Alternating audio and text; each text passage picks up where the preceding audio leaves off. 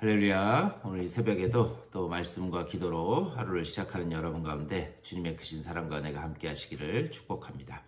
우리 이 시간 다 같이 찬송하면서 새벽 기도에 시작하실 텐데요. 찬송가 286장, 우리 옛날 통합 찬송가는 218장입니다. 주 예수님 내 맘에 오사. 우리 286장, 통합 찬송가는 218장 우리 찬송하면서 새벽 기도에 시작하겠습니다.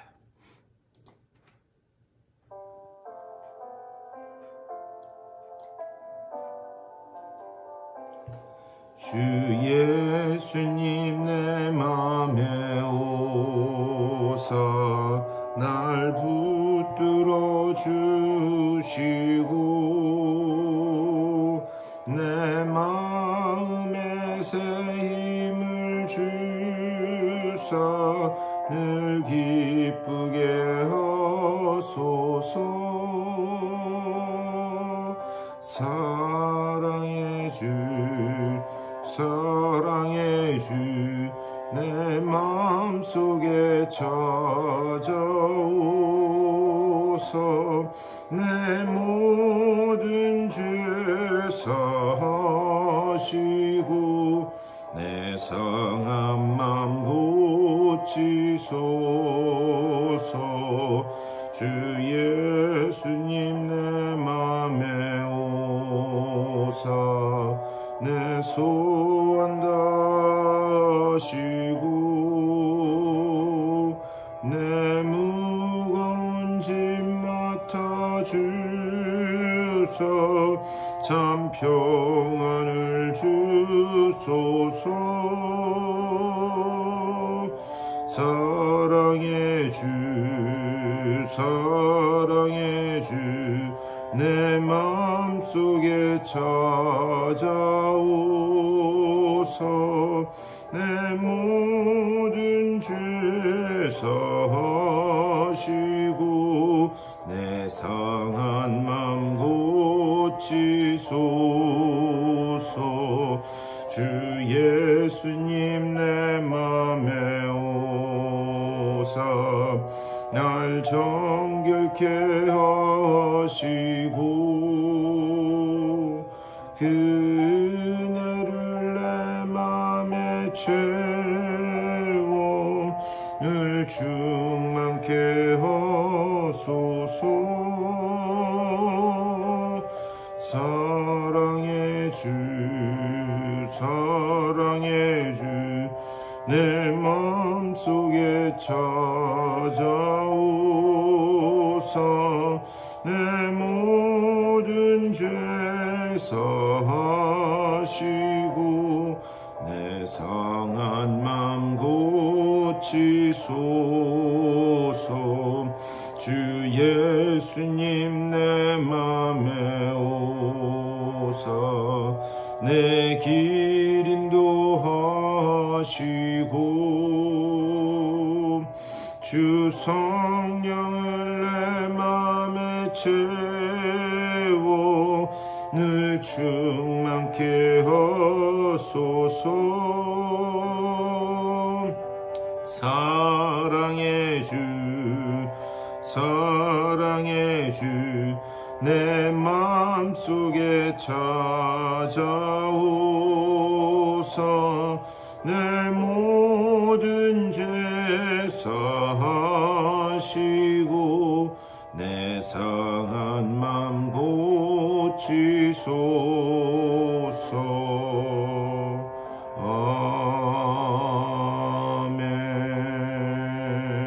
아멘. 우리 다 같이 기도하겠습니다. 주님의 은혜를 감사드립니다. 또 우리들에게 귀한 날 허락하여 주셔서 주님 찬양하며 하루를 시작하게 하시니 감사를 드립니다. 주 예수님 내 맘에 오셔서 나의 상한 심령을 주님 고쳐주시고 다시 일어설 수 있는 놀라운 은혜를 우리들에게 허락하여 주시옵소서.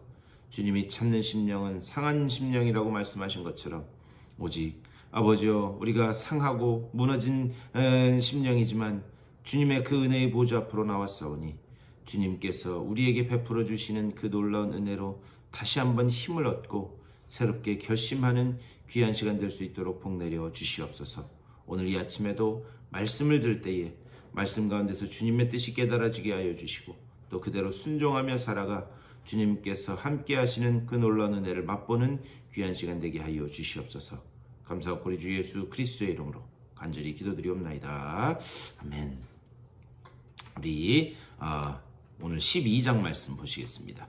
출애굽기 12장 1절부터 14절 말씀까지 보시겠습니다. 12장 1절부터 14절까지 우리 다 같이 한 목소리로 받들어 읽겠습니다. 시작. 여호와께서 애굽 땅에서 모세와 아론에게 일러 말씀하시되 이 달을 너희에게 달의 시작 곧 해의 첫 달이 되게 하고 너희는 이스라엘 온 회중에게 말하여 이르라. 이달 열흘에 너희 각자가 어린 양을 잡을지니 각 가족대로 그 식구를 위하여 어린 양을 취하되 그 어린 양에 대하여 식구가 너무 적으면 그 집의 이웃과 함께 사람 수를 따라서 하나를 잡고 각 사람이 먹을 수 있는 분량에 따라서 너희 어린 양을 계산할 것이며 너희 어린 양은 흠 없고 1년 된 수컷으로 하되 양이나 염소 중에서 취하고 이달 열 나흘날까지 간직하였다가 해질 때에 이스라엘 온 회중이 그 양을 잡고 그 피를 양을 먹을 집 좌우 문설주와 인방에 바르고 밤에 그 고기를 불에 구워 무교병과 쓴 나물과 아울러 먹되 날것으로나 물에 삶아서 먹지 말고 머리와 다리와 내장을 다 불에 구워 먹고 아침까지 남겨두지 말며 아침까지 남은 것은 곧 불사르라. 너희는 그것을 이렇게 먹을지니 허리에 띠를 띠고 발에 신을 신고 손에 지팡이를 잡고 급히 먹으라. 이것이 여호와의 유월절이니라. 내가 그 밤에 애굽 땅을 두루 다니며 사람이나 짐승을 막론하고 애굽 땅에 있는 모든 처음 난 것을 다 치고 애굽의 모든 신을 내가 심판하리라. 나는 여호와라. 내가 애굽 땅을 칠 때에 그 피가 너희가 사는 집에 있어서 너희를 위하여 표적이 될지라. 내가 피를 볼 때에 너희를 넘어가리니 재앙이 너희에게 내려 멸하지 아니하리라. 너희는 이 날을 기념하여 여호와의 절기를 삼아 영원한 규례로 대대로 지킬지니라. 아멘. 이 말씀 가지고 또 우리 말씀 나누도록 하겠습니다. 오늘 읽은 이 12장 말씀은 마지막 10번째 재앙, 10번째 재앙과 또 특별히 우리가 잘 아는 유월절이라고 하는 그 절기에 관한 그런 말씀입니다. 근데 이 유월절은 단순히 이스라엘 백성에게만 그 의미가 있는 것이 아니라 이 말씀을 읽는 우리에게도 하시는 그 메시지가 아주 깊습니다. 오늘 한번 그것을 살펴봤으면 좋겠어요. 우선 1절과 2절에서 이렇게 말씀합니다. 여호와께서 애굽 땅에서 모세와 아론에게 일러 말씀하시되 이 달을 너희에게 달의 시작 곧 해의 첫 달이 되게 하고 이렇게 말씀해요. 아직 지금 이 애굽 땅에 있는 모세와 아론을 통해서 지금 하나님이 말씀하시는 거예요. 근데 그 뒤에 뭐라 그러냐? 이 달을 너희에게 달의 시작 곧 해의 첫 달이 되게 하고 이렇게 말씀해요. 이제부터 새로운 시간표를 주겠다 말씀하는 거예요. 이스라엘 백성들에게 하나님께서 이제 새로운 시간을 주시겠다. 이것이 중요한 이유는 뭐냐? 지금까지 이 이스라엘, 애굽에 살았던 이 이스라엘 백성들은 애굽의 시간표를 따라서 살아왔습니다. 애굽의 시간표라고 하는 게 뭐냐? 아주 고생스러움이 많지, 아주 지루하고 또 고난이 계속해서 임하고 평범한 것 같지만 그 고난과 슬픔이 끊이지 않는 그런 애굽의 시간표를 따라서 4대가 지금 살아왔습니다. 이 애굽의 시간표 안에서는 그 어떤 것도 기대할 수가 없었습니다. 하지만 하나님이 이들을 구원하시기 전에 이들의 시간표를 바꿔버리시는 거예요. 하나님의 시간표로 바꿔버린다. 이제부터 너희는 나의 시간표를 따라서 살아라.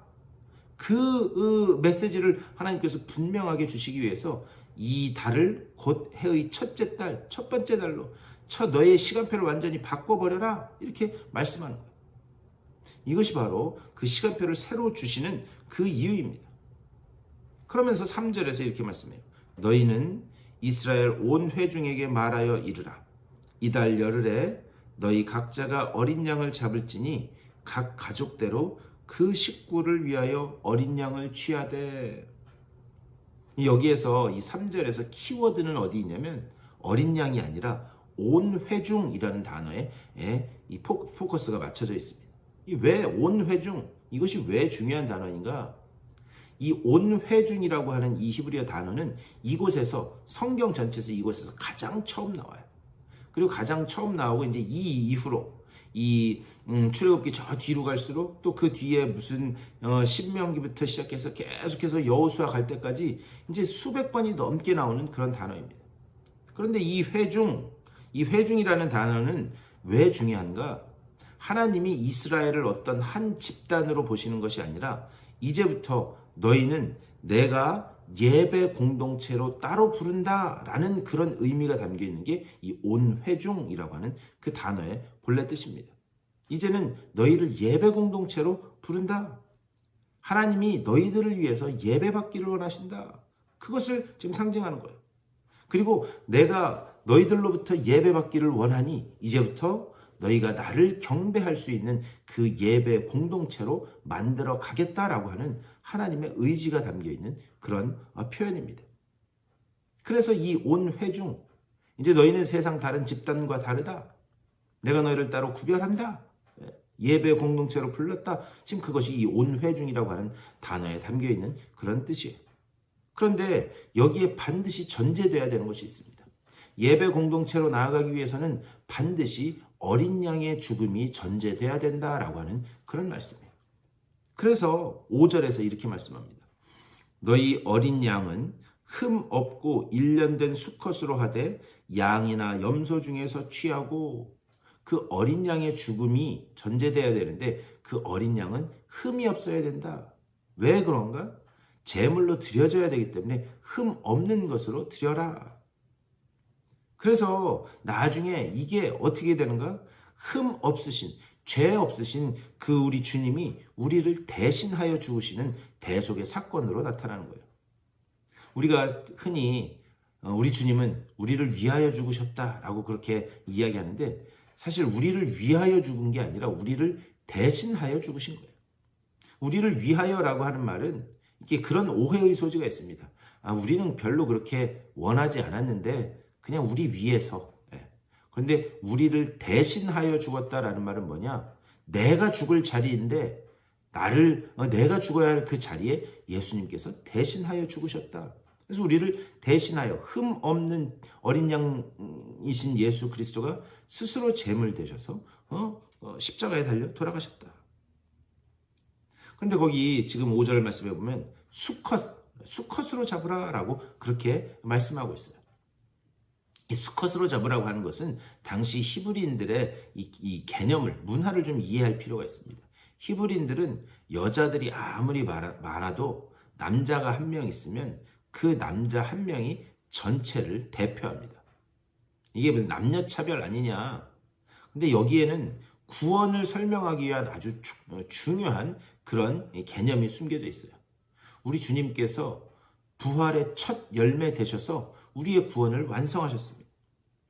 그렇기 때문에 그 부활의 첫 열매가 되었다. 이거는 전부를 대신하고 대표한다라고 하는 그런 의미예요. 그런 의미에서 수컷 양을 잡으라. 그런데 양이나 염소 중에서 취하고 이렇게 말씀해요. 그러니까 어린 양만 제물이 될 수 있었던 것이 아닙니다. 염소도 가능했어요. 왜 그랬는가? 사람들 중에는 그 양 한 마리도 준비할 수 없는 그런 형편에 있는 사람들이 있었을 거예요. 그래서 그 사람들을 위해서 염소도 괜찮다 말씀하셨어요. 그리고 나중에 이것이 저 신명기나 저 뒤에 가면 나중에는 소도 제물로 드리는 것으로 변하게 됩니다. 그렇게 양이나 염소 중 흠 없는 숫 양이나 염소 중에서 이 제물을 취해서 7절 말씀, 그 피를 양을 먹을 집 좌우 문설주와 인방에 바르고. 좌우 문설주와 인방, 여러분 문설주와 인방이 어디인가? 이 문이 이렇게 있으면 문의 이 세로로 된 부분이 문설주입니다. 그리고 위에 부분, 이 위에 부분 이 기둥 딱 받치는 거기가 인방이에요. 그러니까 문 전체를 바르라라고 하는 말씀입니다. 그럼 문 전체를 바르면 왜 문지방에서 나가는 피를 안 바르냐? 그 재물은 문지방에서 잡게 되어 있었습니다. 그러니까 문지방에서 재물을 잡다 보면 당연히 문지방에도 피가 발라지게 되겠죠. 그렇다면 왜 문설주와 인방, 문지방 여기에 피를 바르라고 하나님은 명령하셨는가? 여러분 문이라고 하는 것은 바깥쪽에서 그러니까 세상 쪽에서 그 문이 있는 집 안쪽을 향해서 이렇게 섰을 때 그것은 세상과 집 안을 서로 구분하는 가늠자입니다. 그렇죠? 문 밖에서 세상 쪽에서 바깥에서 집 안쪽으로 들어갈 때 문이라고 하는 것은 세상과 그 집 안을 다루는 그런 가름자예요. 그래서 세상에서 그 집을 향해 섰을 때 가장 처음 맞닥뜨리는 부분이 바로 문입니다. 근데 반대로 집 안에서 보면 문이라고 하는 것은 현관문이라고 하는 것은 집의 가장 끝이에요. 여러분 한번 집 구조를 한번 가만히 생각해 보십시오. 문이라고 하는 것은 여러분 댁 안에 계실 때 문이라고 하는 것은 집의 가장 끝 부분이 바로 문입니다. 현관문을 문을 얻으면 그 집을 얻는다라는 그런 말이 그래서 있는 거예요.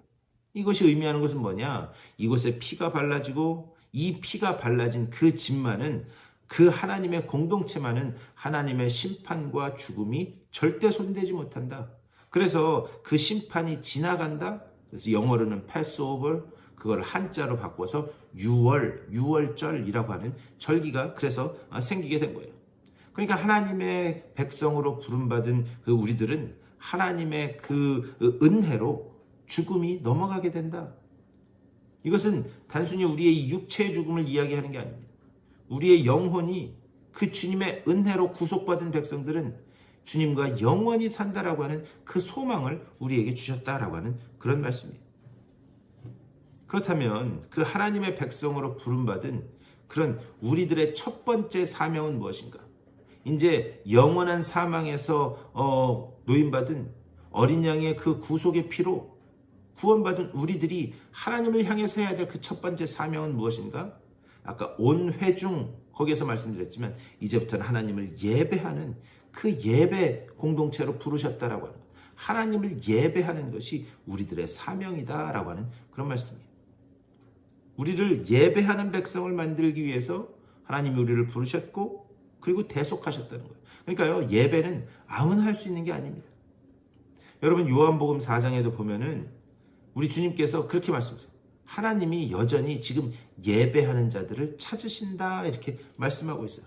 이것을 뒤집어서 말하면 우리가 지금 이 시간에 하나님 앞에 예배할 수 있다라고 하는 것은 하나님이 우리를 찾으셨기 때문에 우리를 부르셨기 때문에 오늘 우리가 하나님 앞에 예배할 수 있게 된 줄 믿습니다.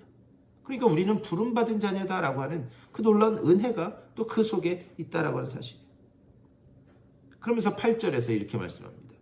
그 밤에 그 고기를 불에 구워 무교병과 쓴 나물과 아울러 먹되. 여러분 무교병은 뭐냐면 누룩을 넣지 않은 그런 빵이에요. 누룩을 넣지 않은 빵, 이것은 정결함을 상징하는 그런 빵입니다. 그 다음에 쓴 나물을 먹어라. 이 쓴 나물은 애굽에서의 과거의 그 이 쓴 인생, 애굽에서의 그 과거의 삶, 그것을 기억하라라는 그런 데 의미가 있습니다. 쓴 나물을 먹어라. 그 당시에 너희가 어떤 상황이 있었는데 하나님이 어떻게 너희를 구원하셨는지를 기억하라.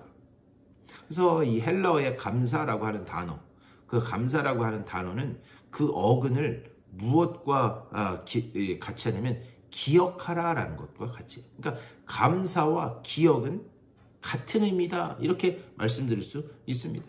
감사는 기억하는 데서 오는 거예요.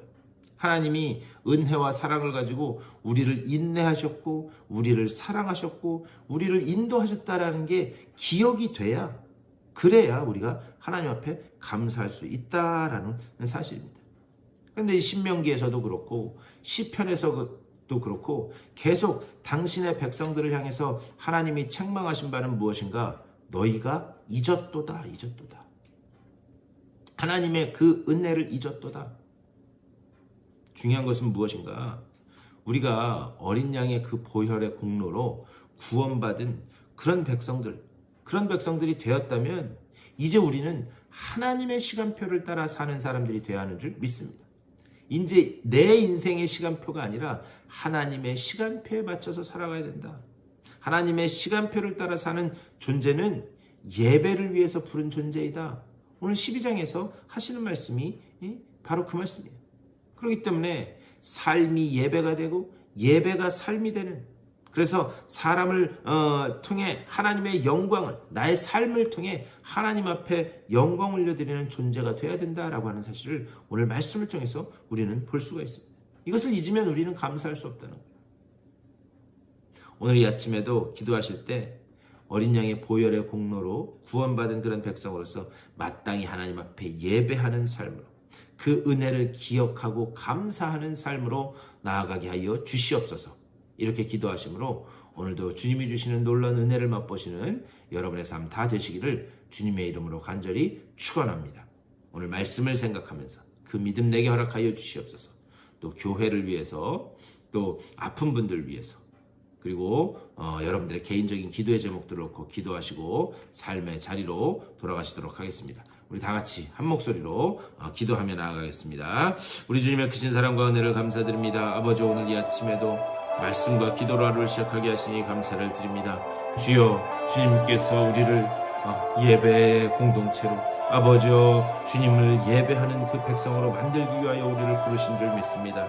이제는 우리가 그 주님의 부르심에 응답한 자로서, 어린 양의 보혈의 공로로 구원받은 자녀로서, 아버지여, 이제 그 나의 시간표를 버리고 하나님의 시간표에 내 인생 계획을 마치는 아버지, 우리 모두가 될 수 있도록 인도하여 주시옵소서.